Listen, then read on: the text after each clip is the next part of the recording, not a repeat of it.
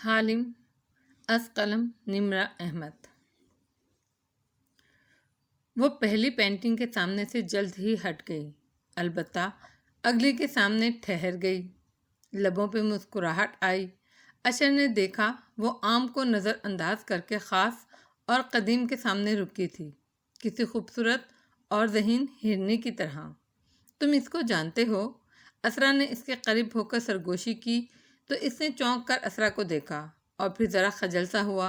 اوہو کاکا، میں تو یوں ہی ایک بات کر رہا تھا۔ اگر تمہیں وہ پسند آ گئی ہے تو مجھے بتاؤ، وہ مسکراہٹ دبا کر بولی تھی۔ اشر ہلکے سے ہنس دیا، پھر دوبارہ نیچے دیکھا۔ وہ ابھی تک اس پینٹنگ کو دیکھ رہی تھی۔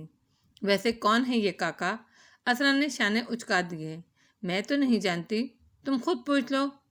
اشر نے دور کھڑی سیکریٹری کو چٹکی سے ادھر آنے کا اشارہ کیا۔ وہ فوراً دوڑی چلی آئی۔ یہ لڑکی کون ہے؟ سفید لباس اور سرخ منی کوٹ والی، معلوم کر کے دو۔ سنجیدہ صورت بنا کر اس نے سپاٹ انداز میں حکم دیا تو وہ فوراً یس سر کہتی سیڑھیوں کی طرف دوڑی۔ گیلری کے باہر ایک کافی شاپ کے برآمدے میں چھتری تلے بیٹھی داتن گرما گرم کافی پی رہی تھی۔ بارش ابھی تھمی تھی اور موسم ٹھنڈا ہو گیا تھا۔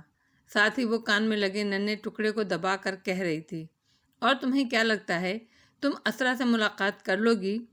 اندر پینٹنگ کے سامنے کھڑی عالیہ نے ہونٹوں کو کم سے کم جنبش کے ساتھ جواب دیا، کیونکہ میرے ڈائمنڈز اسے متوجہ کر لیں گے۔ وہ ابھی بھی اوپر کھڑی مجھے ہی دیکھ رہی ہے، ساتھ اس کا بھائی بھی ہے۔ بس خدا کرے اس نے اس سنگاپوری تاجر کی بیوی کو کبھی یہ یاقوتی سیر پہنے نہ دیکھا ہو جس سے ہم نے یہ چرایا تھا۔ خدا کی قسم داتن، اگر تم نے مجھے اس سچویشن میں ہنسانے کی کوشش کی تو میں تمہارا کھانا پینا بند کر دوں گی۔ وہ بدقت ہونٹ دبا کر بولی تھی، اور تیر نشانے پہ لگا ہے۔ اسرا کی سیکریٹری یاسمین کے ساتھ خود بد کرتی نظر آ رہی ہے۔ یقیناً میرا ہی پوچھ رہی ہوگی، اور مسز یاسمین معصوم سی ہیں، جو امپریشن میں نے بنا رکھا ہے اس کو بڑھا چڑھا کر بتائیں گی۔ وہ کنکھیوں سے ان دونوں کو دیکھتے ہوئے کہہ رہی تھی۔ نظریں پینٹنگ میں جمی تھی۔ پھر جیسے ہی اس نے دیکھا یاسمین خاموش ہوئی ہے اور سیکریٹری سر ہلا کر مڑنے کو ہے، وہ ایک دم گھومی اور چند قدم چل کر ان کے قریب آئی۔ سنو، تم یہاں کام کرتی ہو؟ سنجیدگی سے اسے مخاطب کیا تو سیکریٹری نے پہلے یاسمین کو دیکھا جو اپنی جگہ خجل ہوئی تھی، اور پھر تالیہ کو۔ جی، مجھے یہ پینٹنگ خریدنی ہے، ابھی اسی وقت۔ اس کے انداز میں ایک شاہانہ پن سا تھا۔ یہ تو کافی وہ ہکلائی، قیمتی ہے اور اس طرح اس کو بیچا نہیں جا سکتا، لیکن قیمت کا مسئلہ نہیں ہے، میں ہر قیمت ادا کرنے کے لیے تیار ہوں۔ تالیہ نے اسی شاہانہ انداز میں ہاتھ جھلا کر جیسے اس کے خدشے کو رد کیا تھا۔ متعلقہ آفیسر کو میرے پاس بھیجو، مجھے یہ ابھی چاہیے، اور بے نیازی سے واپس پلٹ کر اسی پینٹنگ کے سامنے جا کھڑی ہوئی۔ سیکریٹری کچھ معروف، کچھ کنفیوز سی واپس اوپر بھاگی۔ اس کا نام تالیہ مراد ہے، باپ مرتے وقت لمبی چوڑی جائیداد چھوڑ گیا تھا۔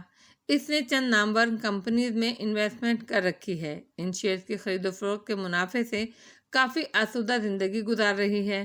سیکریٹری اب ان دونوں کے ساتھ کھڑی دھیمی آواز میں بتا رہی تھی۔ اشر کی نظریں نیچے ہال پہ جمی تھیں، جہاں وہ اس جانب کمر کیے پینٹنگ کے مطالعے میں مصروف تھی۔ اسرا سینے پر بازو لپیٹے بنا کسی تاثر کے سنتی رہی۔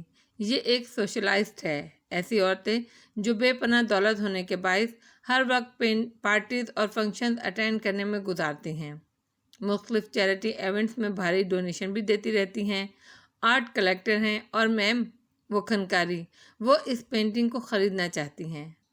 اس پینٹنگ کو؟ اسرا نے بازو گرائے اور تعجب سے ابرو اٹھائے۔ لیگ میں کی اس پینٹنگ کو وہ خریدنا چاہتی ہے؟ اس کو اس کی قیمت معلوم بھی ہے؟ بیچ دو۔ اشر نے اطمینان سے اسرا کی آنکھوں میں دیکھا اور دھیما سا بولا، اس کو جو چاہیے اس کو فروخت کر دو کاکا۔ اسرا نے ایک نظر اشر کو دیکھا اور دوسری نظر نیچے کھڑی لڑکی پر ڈالی، جو اب گردن ترچھی کر کے پینٹنگ کو بغور دیکھ رہی تھی۔ پھر گہری سانس لی اور تحکم سے بولی، اسے اوپر بلا لاؤ۔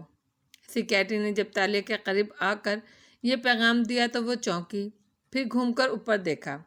دونوں بہن بھائی وہاں کھڑے تھے، مگر بظاہر آپس میں بات چیت کر رہے تھے۔ تالیہ اسی سنجیدگی سے سیکیٹری کے پیچھے چل دی۔ کان میں داتن کی محفوظ آواز گونجی، تیر نشانے پہ لگ چکا ہے۔ اسرا سے ہاتھ ملانا اور اس کے ہاتھ سے بریسلٹ اتار لینا۔ ہائے، مجھے وہ وقت یاد آ گیا جب ہم غریب تھے اور KL کے بازاروں میں عورتوں سے ٹکرا کر معذرت کرتے اور ان کے زیور اتار لیتے تھے۔ یہ بھی ویسے ایک آرٹ ہے تالیہ، اتنی احتیاط اور نزاکت سے کسی کے ہاتھ سے زیور اتارنا کہ اسے محسوس ہی نہ ہو۔ چوروں کی کوئی ایوارڈ کی تقریب کیوں نہیں ہوتی؟ میں آدھ درجن تو جیت ہی جاتی۔ تمہارے جیتنے سے پہلے آدھے چور ایوارڈ چرا کر لے ہی جاتے، کہہ کر بدقت اس نے ہنسی دبائی اور سنجیدہ چہرہ بنائے سیکیٹری کے پیچھے چلتی گئی۔ یہ مس تالیہ مراد ہے میم۔ سیکیٹری نے اس کے قریب آنے پر تعارف کرایا تو دونوں بہن بھائی اس کے طرف گھومے۔ سامنے کھڑی سفید لمبی سکرٹ اور سرخ منی کوٹ والی لڑکی کی خوبصورت آنکھوں میں خوشگوار حیرت در آئی۔ مسز اسرا فاتح، آپ؟ آف کورس، یہ تو آپ کی گیلری ہے۔ مجھے خیال کیوں نہیں آیا آپ سے بھی ملاقات ہو سکتی ہے۔ وہ متاثر اور خوش سی آگے بڑھی اور مسافر کے لیے ہاتھ بڑھایا۔ اسرا مسکرائی۔ اس نے تینگو کامل کی نوکرانی کو نہیں پہچانا تھا اور اس کا ہاتھ تھاما۔ میں نے فاتح رامدل کو ووٹ دیا تھا، بارسن نیشنل کو۔ وہ گرم جوشی مگر وقار سے اسرا کا ہاتھ دونوں ہاتھوں میں تھامے بولی اور انگلیاں طلائی بریسلٹ کی طرف بڑھائیں۔ جیسے ہی اس کی پوروں نے بریسلٹ کو زنجیر کو چھوا، اسے کرنٹ سا لگا۔ زنجیر دہکنے لگی تھی، گرم، جیسے سونا ابل رہا ہو۔ ایک دم اس نے ہاتھ پیچھے ہٹایا۔ اسرا چونکی مگر وہ فوراً سے سنبھل گئی اور جبراً مسکرائی۔ فین موومنٹ، رنگت ذرا پھیکی پڑی۔ ایک چور نظر اس کی کلائی پر ڈالی۔ بریسلٹ چمک رہا تھا، تیز روشن سا، مگر اسرا اس کی طرف متوجہ نہ تھی، نہ اسے گرمائش محسوس ہوئی تھی۔ اس کی نظریں تالیہ کے کانوں سے لٹکتے سرخ یاقوت پر نقش تھیں، آنکھیں چمک رہی تھیں۔ مصباح کہہ رہی تھی، آپ اس پینٹنگ میں انٹرسٹڈ ہیں؟ اشر پینٹ کی جیبوں میں ہاتھ ڈالے خاموشی سے دونوں کو دیکھ رہا تھا۔ جی بالکل، وہ انگلی سے سنہری بال پیچھے ہٹاتے ہوئے مسکرائی۔ مجھے قدیم چینی پینٹرز کا کام بہت فینسینیٹ کرتا ہے۔ میرے بیڈ روم میں صرف چینی آرٹ ورک ہے، پروسلین اور چینی پینٹنگز، مگر یہ پینٹنگ برائے فروخت نہیں ہے۔ اسرا اسی اطمینان سے مسکرا کر بولی تو اشر نے بے اختیار اسے دیکھا، نظروں میں تنبیہ کی، مگر وہ تالیہ کو دیکھ رہی تھی۔ میں اس کو نیلامی میں رکھ رہی ہوں، آپ نیلامی میں آئیں اور دوسرے لوگوں کی طرح بولی لگائیں۔ اگر آپ کی قیمت اچھی ہوئی تو آپ اس کو جیت لیں گی۔ اشر نے ضبط سے گہری سانس لی اور داتن اس کے کان میں بولی، چلاک بزنس وومن یہ خاتون، معلوم ہو گیا کہ تمہیں پینٹنگ پسند آ گئی ہے تو اب قیمت بڑھوا رہی ہے۔ نیلامی والے دن یہ اپنا بندہ بٹھا دے گی جو بولی لگاتا لگاتا قیمت کو لاکھوں میں لے جائے گا اور تم 10 گنا قیمت پر خریدنے پر مجبور ہو جاؤ گی۔ خیر، بریسلٹ چرا لیا ہے تو نکل آؤ، کیونکہ باہر فاتح رامدل کی گاڑیوں کا قافلہ آ رہا ہے۔ شیور، میں آکشن میں خرید لوں گی اور مجھے معلوم ہے میں اسے خرید لوں گی۔ وہ جبراً مسکرا کر بولی تو اسرا کھلے دل سے مسکرائی۔ آپ سے مل کر اچھا لگا تالیہ۔ مصباح، پلیز ان کو انویٹیشن کارڈ لا کر دو اور گیسٹ لسٹ میں ان کا نام ڈالو۔ پھر اشر کو دیکھا اور اسی مسکراہٹ کے ساتھ بولی، تالیہ، یہ میرا بھائی ہے اشر محمود، آپ یقیناً ان کو جانتی ہوں گی۔ 2 پیس ٹائی، ہیئر موز سے ماتھے کے اوپر کھڑے بال اور وجیز چہرے کی مسکراہٹ۔ تالیہ نے پہلی دفعہ نگاہیں پھیر کر اشر کو دیکھا، جبراً مسکرائی اور سر کو خم دیا۔ ان کو کون نہیں جانتا؟ اشر، جو پینٹ کی جیب میں ہاتھ ڈالے کھڑا تھا، اس بات پر ہلکا سا ہنس دیا۔ میں اس کو تعریف سمجھوں گا۔ پھر اسی محفوظ انداز میں اسے دیکھ کر پوچھنے لگا، تو آپ کیا کرتی ہیں تالیہ؟ میں مختلف کلبز کی ممبر ہوں، چند کارپوریٹ شیئرز کی مالک ہوں، پارٹیز، چیریٹیز، مصروف زندگی گزار رہی ہوں۔ وہ کن اکھیوں سے دیکھ سکتی تھی کہ گیلری کا مرکزی دروازہ کھلا تھا اور اندر چند افراد داخل ہوئے تھے۔ سوٹ میں ملبوس باڈی گارڈز اور اس کے درمیان مسکرا کر قدم اٹھاتا فاتح رامدل۔ اس کے دل کی دھڑکن تیز ہوئی۔ ماشاء اللہ، امپریسو۔ اشر نے ستائشی انداز میں ابرو اٹھائے۔ اور آپ کو آرٹ کلیکشن کا شوق بھی ہے؟ اسرا نے ایک نظر نیچے ڈالی اور اسی بے نیازی سے واپس تالیہ کی طرف متوجہ ہو گئی۔ بہت زیادہ۔ ڈیٹس گڈ، پھر تو آپ کو آرٹ کی قدر ہوگی۔ بہت، انفیکٹ، اس کی آواز میں دبا دبا سا جوش بھرا۔ ہمارے پاس اسپائلم کی ایک پینٹنگ بطور عطیہ آئی ہے اور میں اسے بھی نیلامی میں رکھ رہی ہوں۔ اچھا؟ وہ خوشگوار حیرت سے بولی۔ کون سی پینٹنگ؟ گھائل غزال۔ تالیہ کی مسکراہٹ ایک دم غائب ہوئی، آنکھوں میں بے یقینی در آئی۔ گھائل غزال؟ تم دیکھنا چاہو گی؟ کہنے کے ساتھ اس نے سیکریٹری کو ایک اشارہ کیا، پھر اشر کو دیکھا۔ تم اپنے بہنوئی کو اٹینڈ کرو اور ان کو بتاؤ کہ عرب مہمان جا چکے ہیں۔ دانت پر دانت جما کر بولی اور سینے پر بازو لپیٹے مڑ گئی۔ تالیہ فوراً اس کے پیچھے لپکی۔ اشر بدمزہ ہوا مگر گہرا سانس لے کر مڑ گیا۔ 1 منٹ، کیا اس نے کہا گھائل غزال؟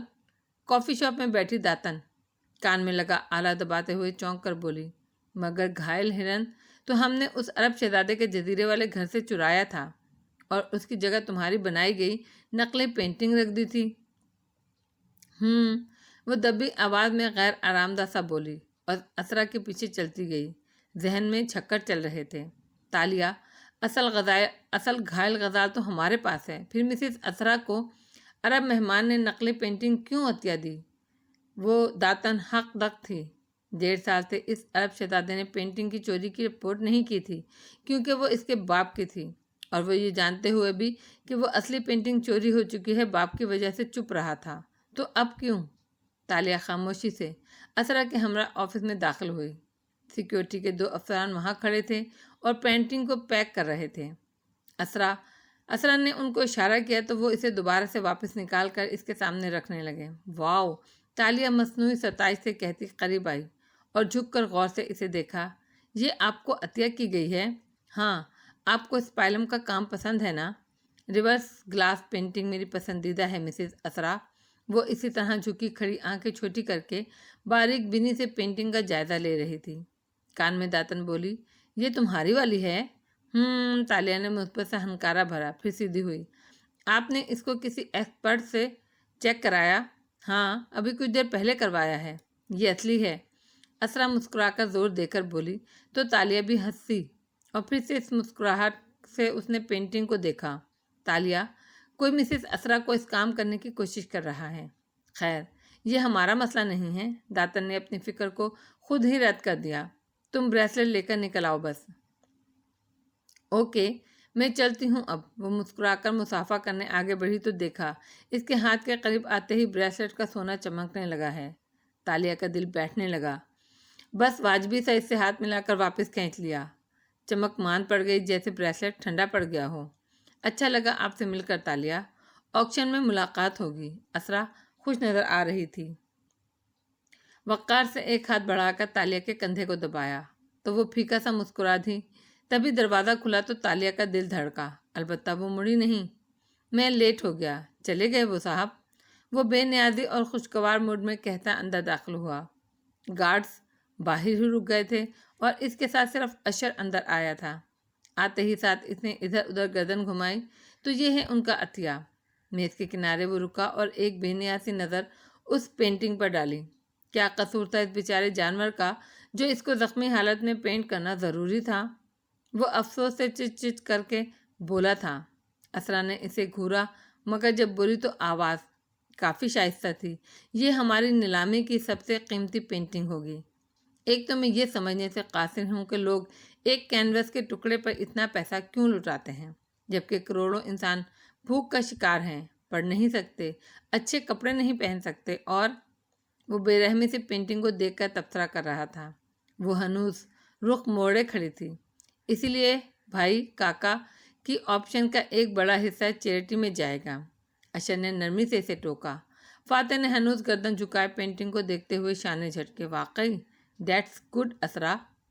فاتح، ان سے ملو، یہ تالیہ مراد ہیں۔ اسرا نے تالیہ کو یوں گم سا کھڑا دیکھا تو کھنکار کر فاتح کو متوجہ کیا۔ اس کے کہنے پر اس نے نظر اٹھائی اور پھر دائیں طرف دیکھا۔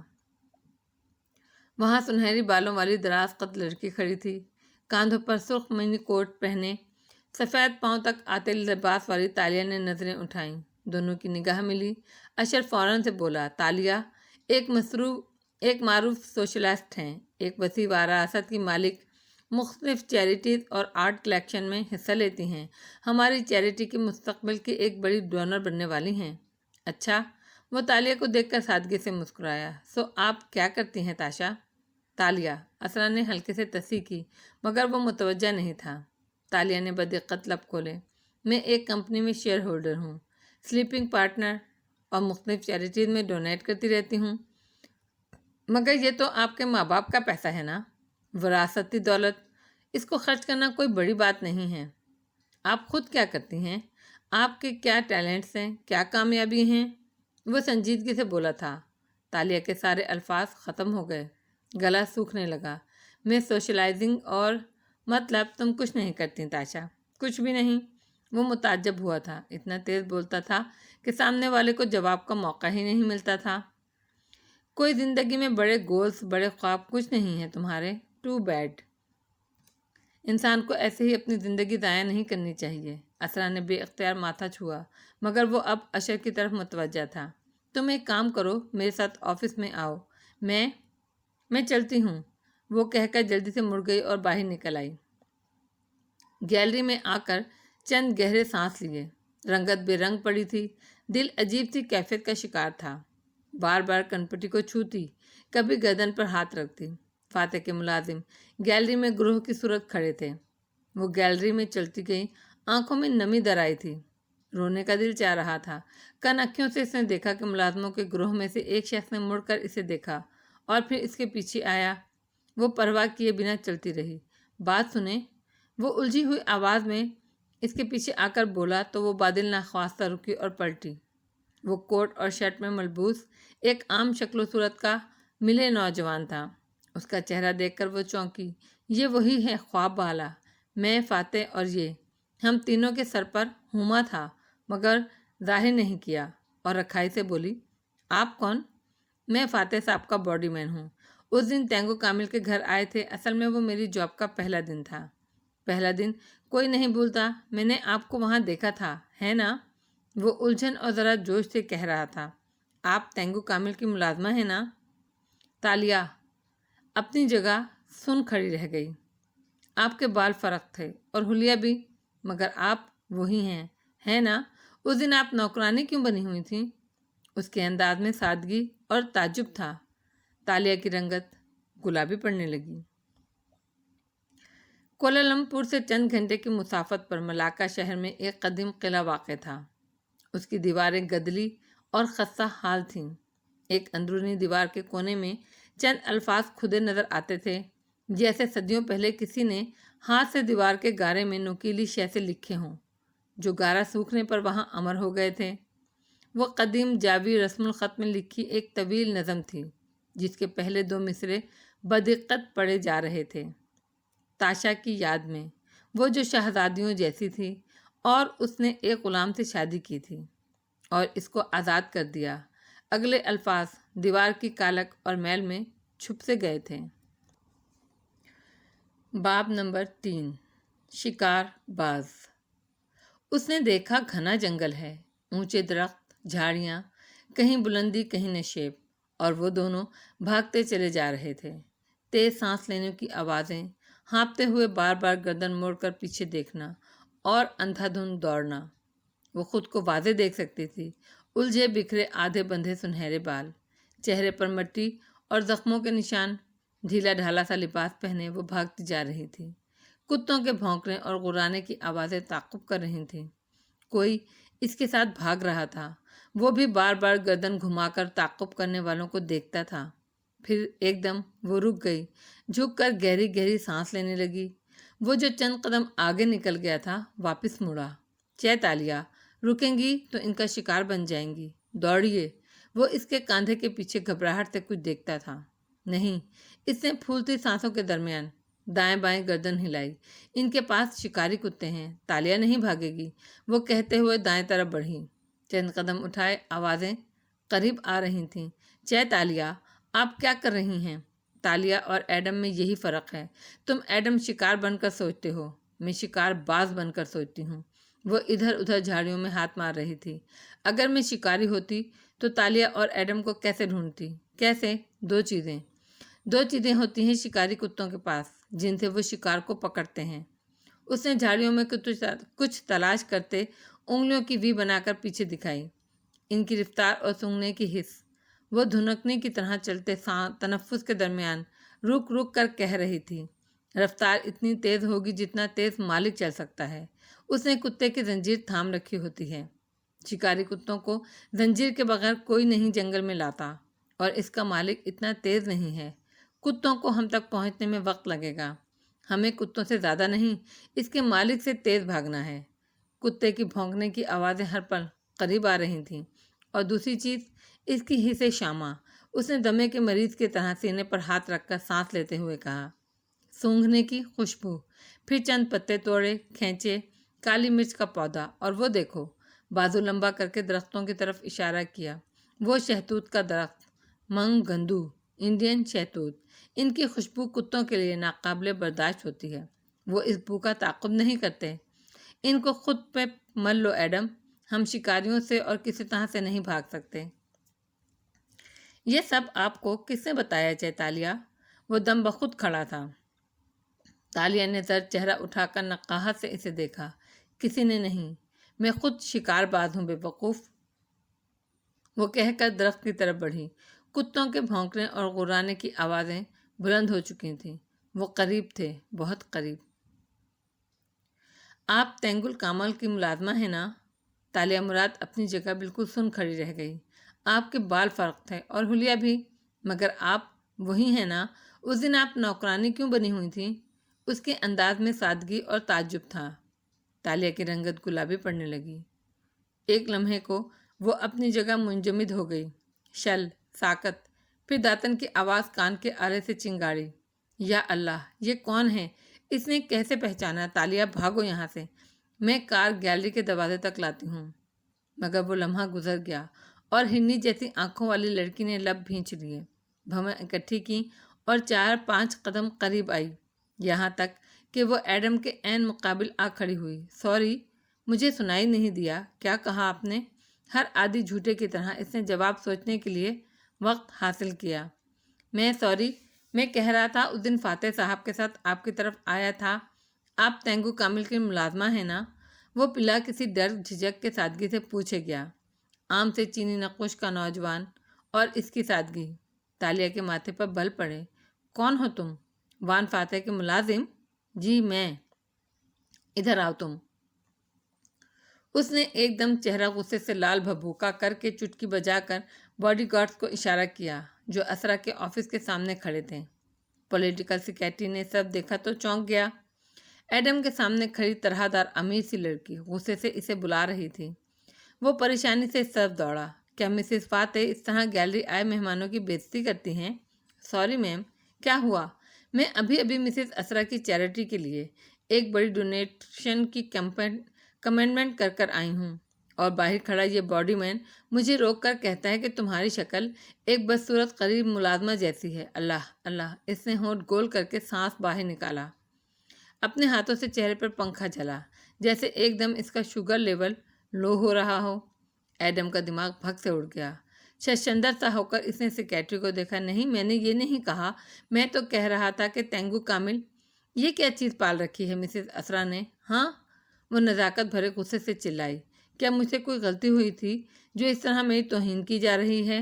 یہ رکھو کارڈ، اور مسز اسرا کو کہہ دینا میں اس سے زیادہ برداشت نہیں کر سکتی۔ یا اللہ! اس نے کلچ سے کارڈ نکال کر سیکریٹری کے منہ پر پھینکا اور مڑ گئی۔ باریک ہیل سے چلتی وہ راہداری میں آگے بڑھتی جا رہی تھی۔ سیکریٹری گھبرا کر اس کے پیچھے دوڑا۔ میم رکیں پلیز، آپ مت جائیے۔ میں معذرت کرتا ہوں، بلکہ ایڈم آپ سے خود معذرت کرے گا۔ میم سنیں تو۔ مگر وہ ہاتھ جھلا کر اس کو دفان ہونے کا اشارہ کر کے تیز تیز سیڑھیاں اترنے لگی۔ ابھی تک خود کو ہاتھ سے پنکھا جھل رہی تھی، جیسے نازک اندام طبیعت پر یہ سب بہت ہی گراں گزرا ہو۔ سیکریٹری نے بیچارگی سے اسے جاتے دیکھا، پھر پلٹا اور کسی بھوکے شیر کی طرح ایڈم کی طرف آیا۔ وہ اپنی جگہ حیران پریشان کھڑا تھا۔ تمہیں سمجھایا تھا میں نے کہ اپنی حد میں رہو۔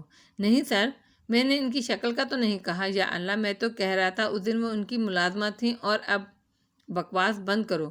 سیکریٹری نے زور سے اس کے کاندھے سے پکڑ کر پیچھے دھکا دیا تو ایڈم کا چہرہ سرخ ہوا، مگر اس نے ضبط سے مٹھیاں بھینچ لیں۔ سر، آپ زیادتی کر رہے ہیں۔ تمہیں تو اب میں بتاؤں گا کہ زیادتی کے کیا معنی ہوتے ہیں۔ वो आंधी तूफान की तरह अंदर लपका। ऑफिस में तीनों इसी तरह खड़े थे। असरा बरहमी से कुछ कह रही थी। इसके यूं दाखिल होने पर मुतवज्जा हुई। मैम, वो जो मिस यहाँ से अभी अभी गई हैं वो कार्ड वापस कर गई हैं। बहुत गुस्से में थीं। क्या? जहाँ असरा का दिमाग भग से उड़ गया वहीं ऐश तेजी से सीधा हुआ। क्यों? क्या हुआ? फातिह मरकजी कुर्सी पर बैठा था, बिना किसी तासुर के सेक्रेटरी को देखे गया। एडम ने इनसे बदतमीजी की, इनको रोक कर उन पर जुमले कसे। वो इस तौहीन पर बुरा मनाकर चली गईं। एडम कौन है? अशर ने नागवारी से टोका। अब्दुल्ला की जगह जो नया लड़का आया है। जब से आया है बॉस के हर मिलने जुलने वाले से फ्रैंक होने की कोशिश कर रहा है। इसको मुस्तकिल नौकरी चाहिए, इसीलिए शायद कॉन्टैक्ट बनाना चाह रहा है। यकीनन इन खातून को भी यही कहा होगा। फिर इनके इनकार पर इनसे बदतमीजी कर बैठा। उफ, बुलाओ उस एडम को। असरा गुस्से से चिंगाड़ी। मैं इसके साथ इतनी मेहरबान रही और ये मेरे क्लाइंट्स को भगा रहा है। तुम हौसला रखो काका, मैं देखता हूँ। अरे तुम बैठो, मैं हूँ ना। अशर ने चेहरे को जल्द हमवार कर लिया और उसे तसल्ली देता बाहर निकला। सेक्रेटरी इसके पीछे लपका। असरा ने बेबसी से फातिह को देखा तो उसने हल्के से शाने उचका दिए, जैसे कह रहा हो मैं मामले से वाकिफ ही नहीं तो क्या करूं। बाहर तमाम गार्ड्स मौजूद थे। एडम परेशान सा उनसे अलग खड़ा नजर आता था। अशर सपाट चेहरे के साथ चलता हुआ इसके सामने जा खड़ा हुआ। तुमने मिसेस असरा के मेहमान से बदतमीजी की? नहीं सर, मैंने बदतमीजी नहीं की, सिर्फ ये कहा था कि मैंने इनको तेंगू कामिल के घर। अरे वाह, तुम में तो बहुत हिम्मत है। क्या इसी लहजे में तुमने हमारी मेहमान से गुफ्तगू की थी? वो इतनी तेज़ी से फुनकारा कि एडम का सांस रुक गया। वो पलक तक नहीं झपक सका। सामने खड़ा कीमती सूट में मलबूस एक ताकतवर आदमी इसको सुलगती नज़रों से घूर रहा था। एडम को पहली दफ़ा खौफ महसूस हुआ। कितने दिन रह गए हैं तुम्हारे काम को ख़त्म होने में? 6 दिन सर। सेक्रेटरी गर्दन आगे करके तेज़ी से बोला। क्या मैंने तुमसे पूछा है? अशर ने एक तेज़ निगाह उस पर डाली तो वो गड़बड़ा कर पीछे हो गया। फिर वापस एडम की तरफ मुतवज्जा हुआ। तुम इन खातून से अपने रवैये की माफ़ी मांगोगे, सुना तुमने?